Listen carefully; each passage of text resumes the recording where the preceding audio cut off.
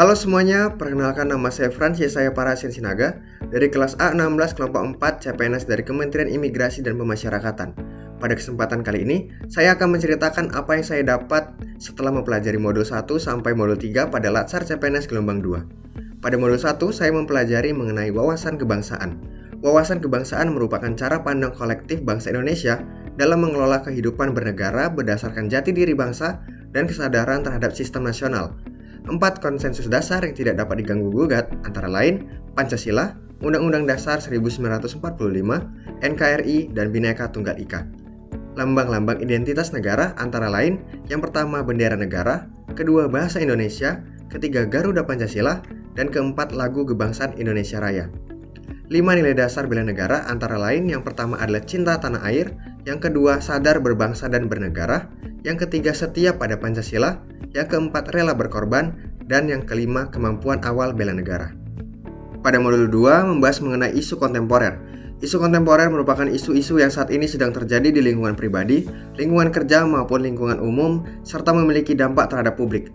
Contoh isu kontemporer yaitu seperti perkembangan teknologi. Dengan adanya teknologi, menuntut pelayanan yang semakin cepat dan transparan sehingga membuat ekspektasi masyarakat terhadap kinerja pemerintah menjadi semakin baik dan optimal. Konflik kepentingan sendiri merupakan suatu kondisi di mana kita punya kepentingan pribadi untuk menguntungkan diri sendiri atau orang lain dalam menggunakan wewenang. Konflik kepentingan memiliki dua jenis, yaitu konflik kepentingan aktual, yaitu suatu konflik yang bisa dilakukan secara nyata langsung saat itu juga. Yang kedua adalah konflik kepentingan potensial, yaitu suatu kondisi yang mana di masa mendatang terdapat potensi untuk terjadinya konflik kepentingan. Tahapan dalam penyelesaian isu antara lain, yang pertama identifikasi dan deskripsi isu, yang kedua memilah atau menapis isu, yang ketiga mendalami atau menganalisis isu, dan yang keempat adalah alternatif penyelesaian. Analisis isu dapat menggunakan analisis APKL, teknik USG, Fishbone, dan McNamara. Pada modul 3 membahas mengenai kesiapsiagaan bela negara. Kesiapsiagaan bela negara adalah kondisi siap siaga fisik, mental, dan sosial warga negara, khususnya ASN untuk menghadapi berbagai situasi kerja dan ancaman demi menjaga kedaulatan NKRI.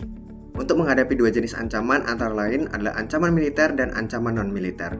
Bentuk kesiapsiagaan bela negara dapat dilihat melalui sikap disiplin dan taat aturan, menjaga persatuan, bijak menggunakan media sosial, meningkatkan kompetensi diri.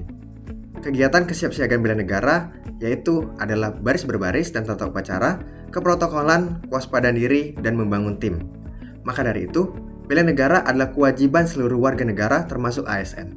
Kesiapsiagaan diperlukan untuk menghadapi ancaman militer dan non-militer.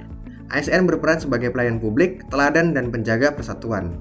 Yang terakhir, implementasi bela negara dimulai dari hal kecil dalam kehidupan sehari-hari. Sekian yang bisa saya ceritakan mengenai modul pembelajaran selama Latsar CPNS gelombang 2 agenda 1. Sekian dan terima kasih.